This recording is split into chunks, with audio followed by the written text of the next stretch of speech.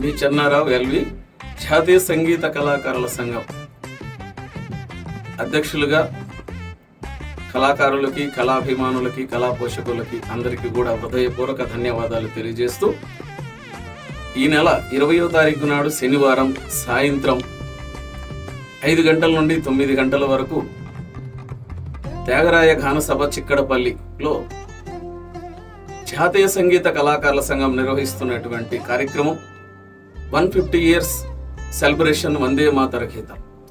ప్రపంచ సంగీత దినోత్సవం కూడా అదే రోజు కాబట్టి మనకు చాలా గొప్ప విశేషంగా వందే మాతర గీతం, మీ అందరికీ తెలుసు వందే మాతర గీతం.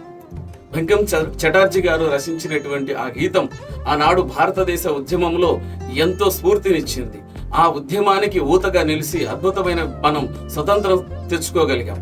అటువంటి వందే మాతర గీతం, జాతీయ గీతం 150 సంవత్సరాలు పూర్తి చేసుకున్న సందర్భంగా ఈనాడు అనేకమైనటువంటి కళాకారులు, కర్ణాటక సంగీతం, హిందుస్థానీ సంగీతం, లలిత సంగీతాలు, జానపదాలు, అన్ని కళాకారులు వచ్చి 150 మంది కళాకారులు బృందాలతోటి అద్భుతమైనటువంటి ఈ సెలబ్రేషన్ చేసుకుంటున్నాం.